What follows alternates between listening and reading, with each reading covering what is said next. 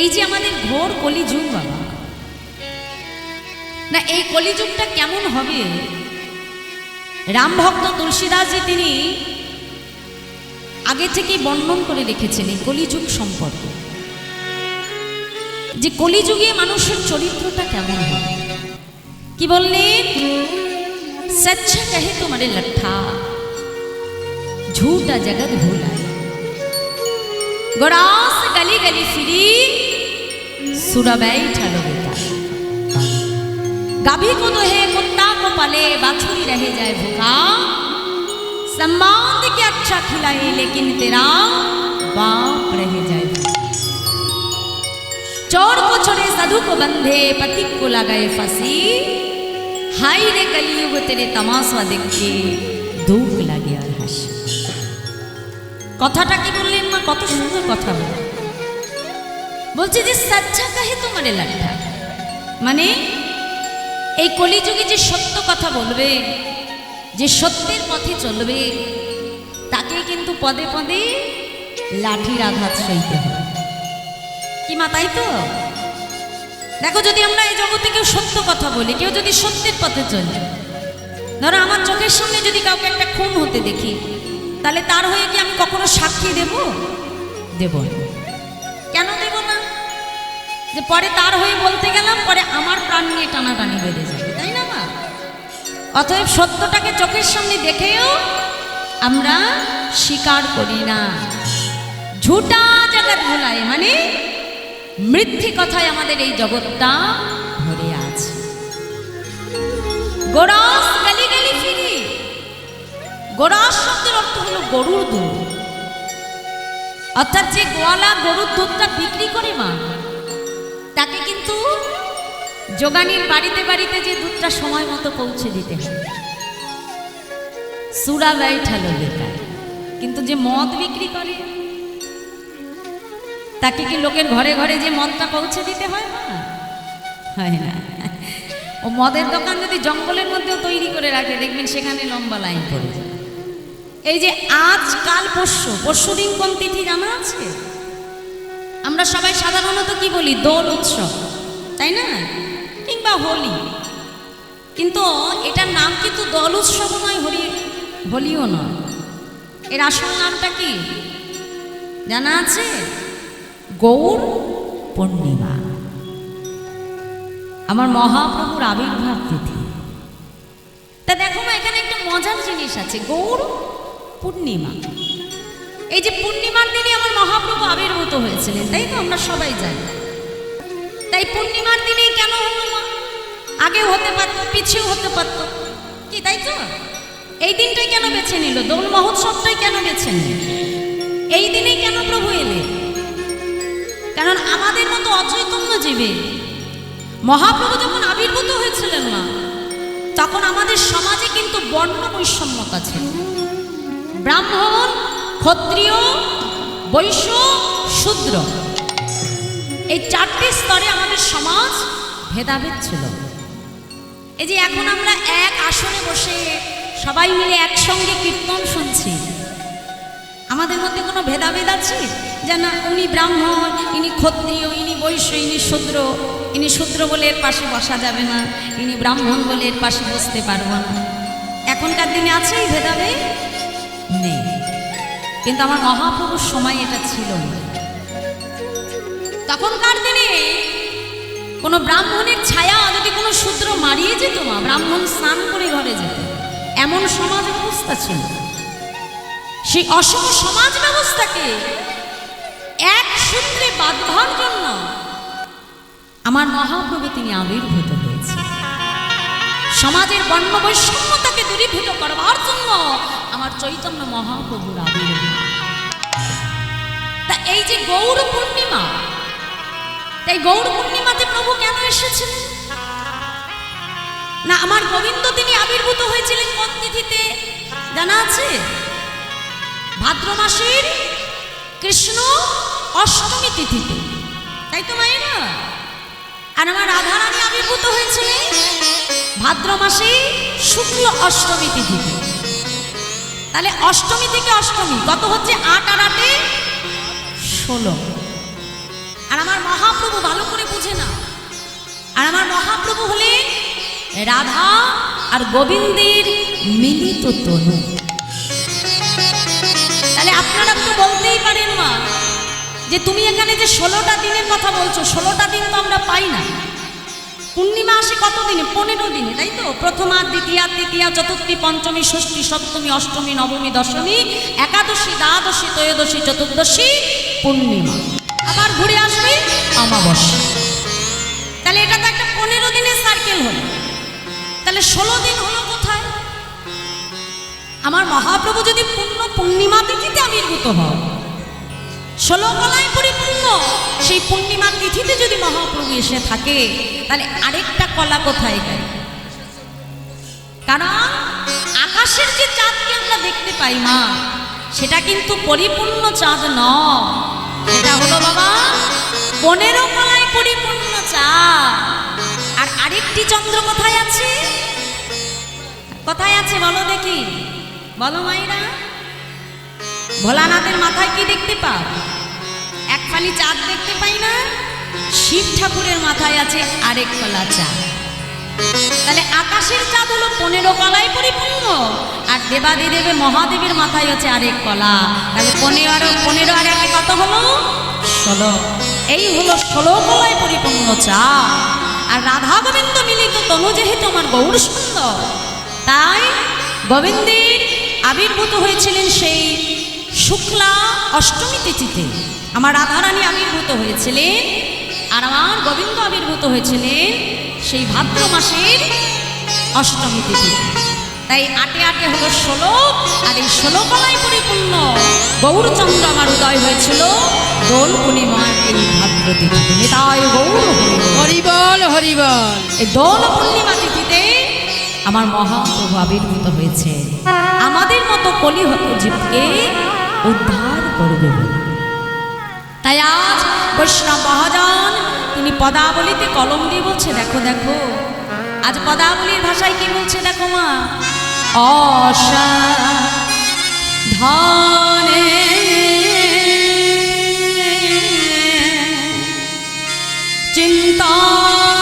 চিন্তামণি আমার বিধি মেলা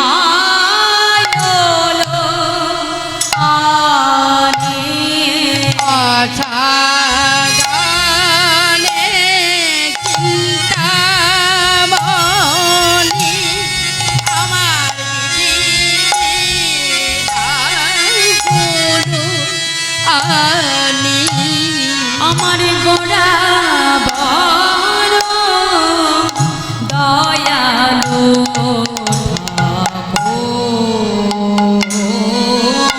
আমার গোড়া বড় দয়ালু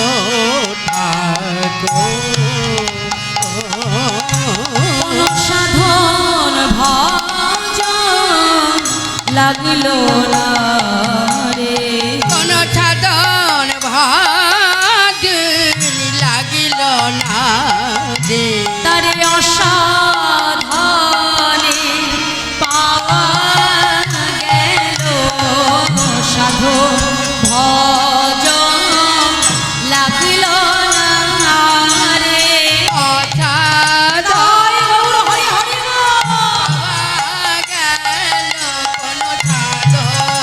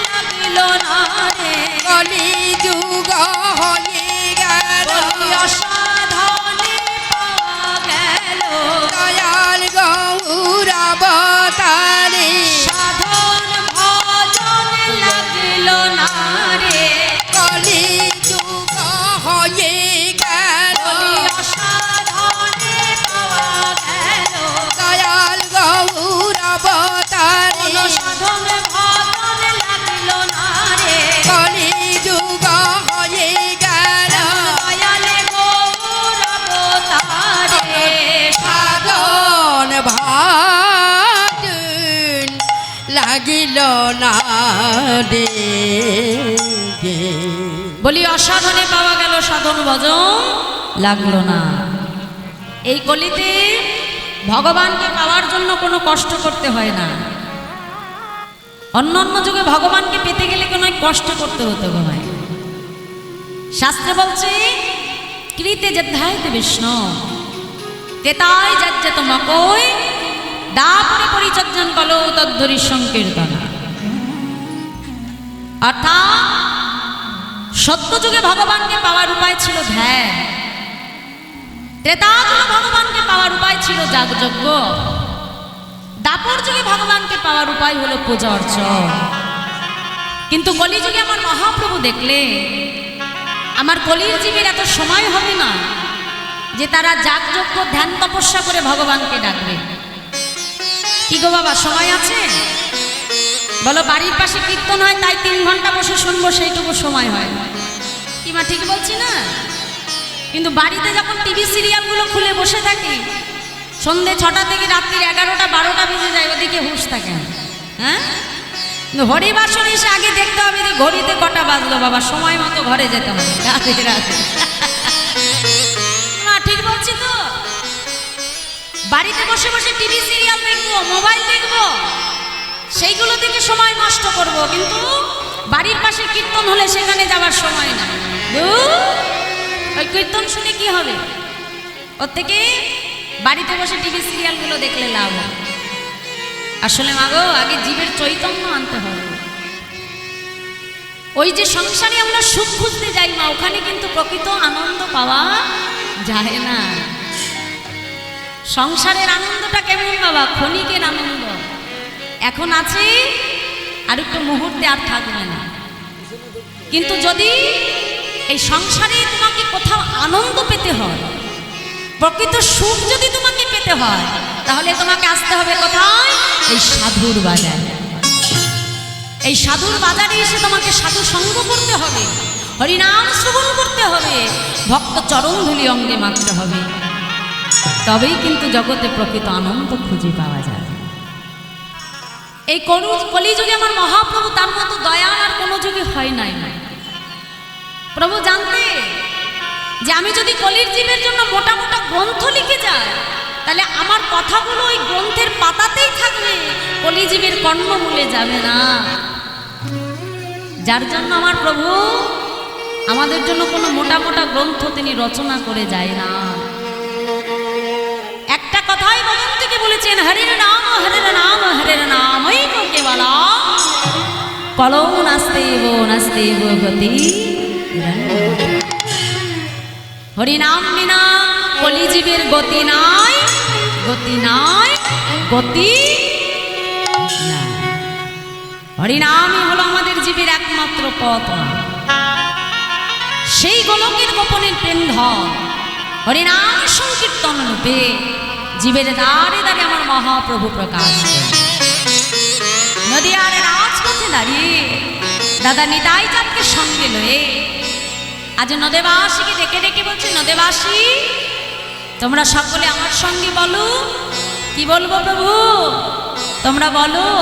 আজকে নদেবাসীকে ডেকে ডেকে বলছে, শোনো, আজকে আমার মহাপ্রভু যে প্রেমটা দিচ্ছে বাবা, এটা কোথাকার প্রেম? গোলকের গোপনের প্রেম। সেই প্রেম ধন নদিয়ার রাজপথে দাঁড়িয়ে নিতাই চাঁদকে সঙ্গে লয়ে নদেবাসীকে ডেকে ডেকে বলছে, নদেবাসী তোমরা বলো, প্রেমানন্দে মেতে হরি বলো,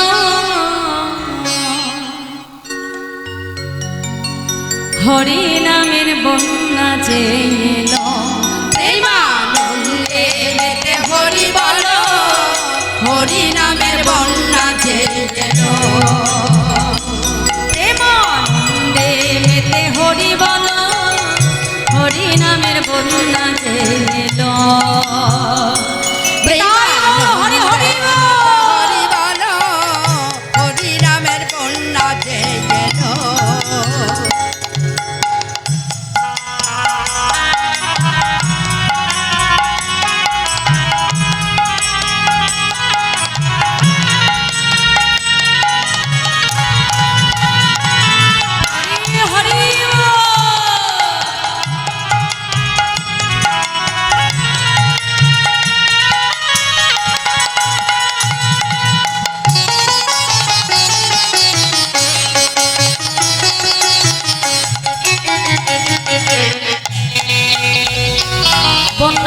যায় বলি হারি ও তার তরঙ্গ ভারী বন্যা যাই বলি হারি ও তার তরঙ্গ ভারী বন্যার যায় বলি হারি ও তার তরঙ্গ ভারী বন্যা যাই বলি হারি ও তার তরঙ্গ ভারী আচ্ছা মায়েরা তরঙ্গ মানে কি গো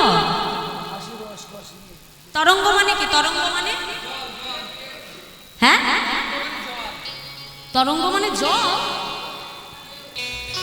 হ্যাঁ তরঙ্গ মানে হলো ঢেউ তাই না মা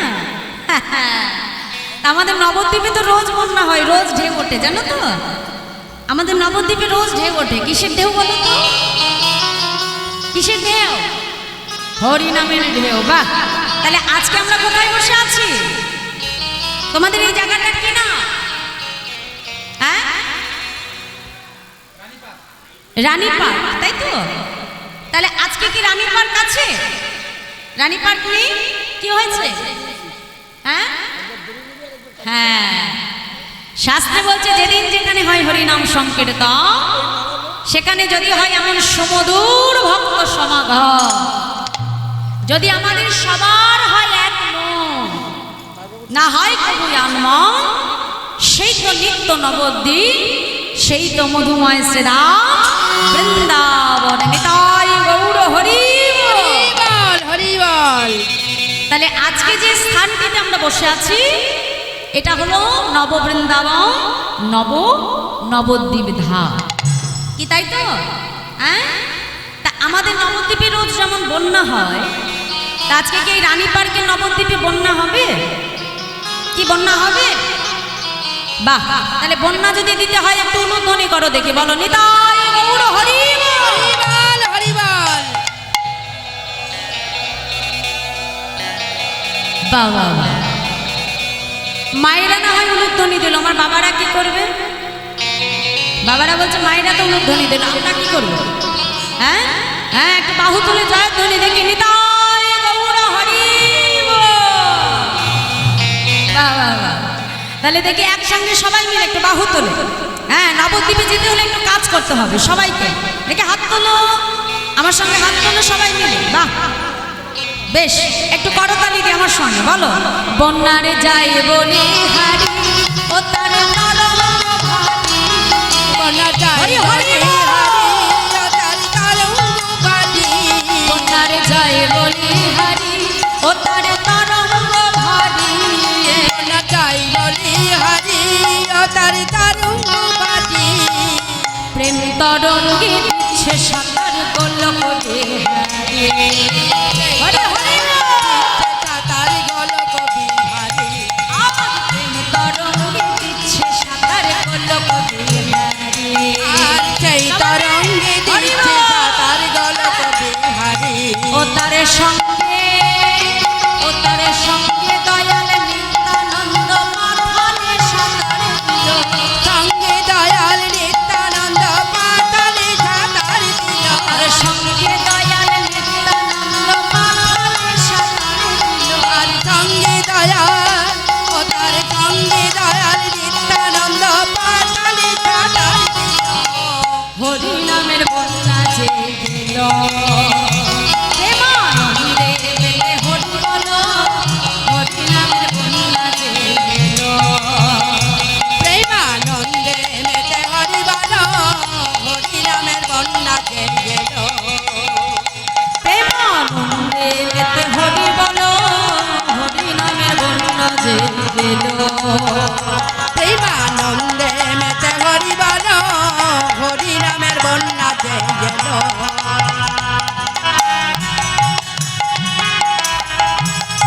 রাধে রাধে হরি হরি বল আর সবাই মিলে হরি বল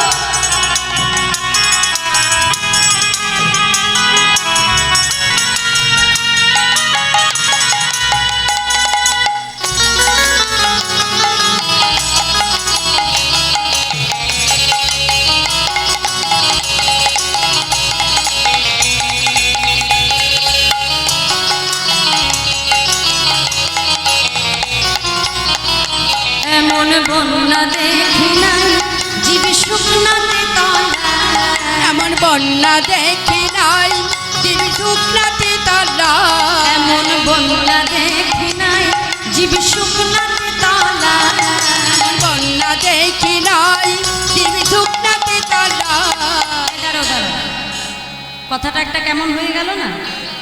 হ্যাঁ, বলছে এমন বন্যা দেখি নাই জীব শুকনোতে তলা। তাই এমন বন্যা কখনো দেখেছি মা যে বন্যায় জল নেই অথচ সবাই ভাসতে পারে? হ্যাঁ, বন্যা মানে আমরা কি জানি মা? কি জানি? জলে ঢেউতে সব ভাসিয়ে নিয়ে যাবে, তাই তো? তো এখানে কি বলছে যে এমন বন্যা দেখি নাই জীব শুকনোতে তলা, মানে জল নেই অথচ ভাসতে পারে। তাহলে কোন বন্যা? কোন বন্যা বলো? নামের বন্যা। বাহ, যেমন এখানে তোমরা ভেসেছো, তাই না? এখানে কোনো জল আছে কিন্তু আমরা সবাই ভাসছি না আনন্দের বন্যায়। হ্যাঁ, তাহলে এখানে হরিনামের বন্যার কথা বলা হয়েছে। তাই কি বলছে? কত সুন্দর কথা বলছে। বলছে দেখো দেখো এমন বন্যা দেখি নাই জীব শুকনাতে তলা। এমন বন্যা দেখি নাই জীব শুকনাতে তলা ডুবলো নদের পুরুষ নারী জাতির বিচার নাই। ডুবলো ব্রজের পুরুষ নারী জাতির বিচার নাই। বলে ডুবলো নদের পুরুষ নারী জাতির বিচার নাই। আর ডুবলো ব্রজের পুরুষ নারী জাতির বিচার নাই। বলি হরিদাস, বলি হরিদাস সে কাজীর ছেলে সেও বুঝি ডুবে গেল। হরি হরি কাজীর ছেলে সে বুঝি ডুবে গেল। বলি হরিদাস সে কাজীর ছেলে সেও বুঝি ডুবে গেল। হরিদাস সে কাজীর ছেলে সে বুঝি ডুবে গেল। হরি নামের বন্যা যে এলো, এমনে মেতে হরি বলো। হরি নামের বন্যা যে এলো, প্রেমানন্দে হরি হরি হরি হরি নামের বন্যা যে এলো। এমনে মেতে হরি বলো। হরি নামের বন্যা যে এলো।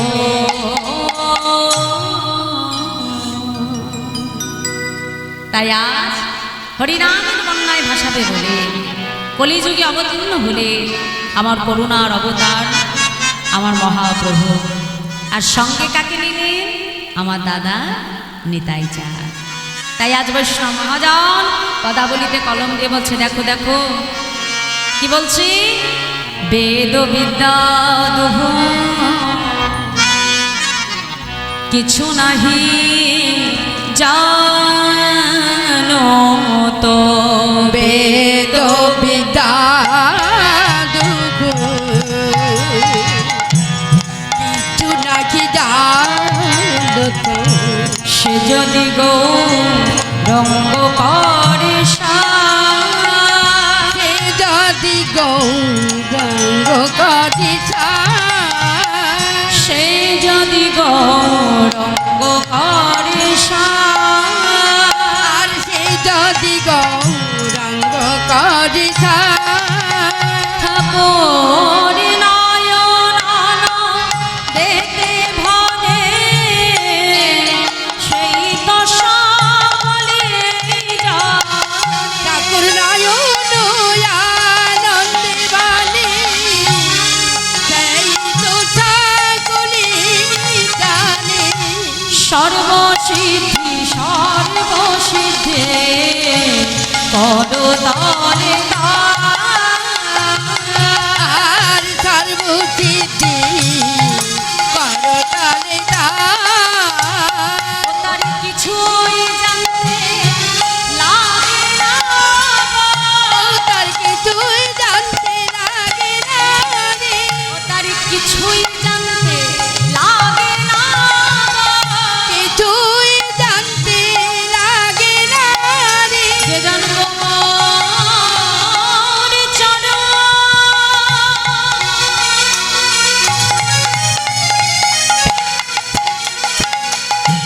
সারি জেনেছে বলিয়ে সংসারকে অসার ভেবে গৌর তার জেনেছে বলিয়ে সংসারকে অসার ভেবে আমার গৌর চরণ তার জেনেছে বলিয়ে সংসারকে অসার ভেবে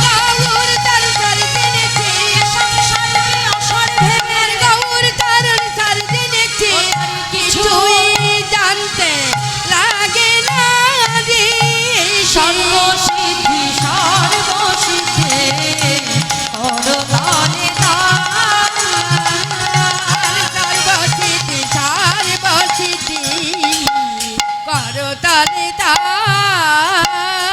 বেদ বিদ্যা দুহু কিছু নাহি জানত, সে যদি গৌরঙ্গ করে সার, ঠাকুর নয়নানন্দেতে ভনে সেই তো সকলে জানে, সর্বসিদ্ধি করতলে তার।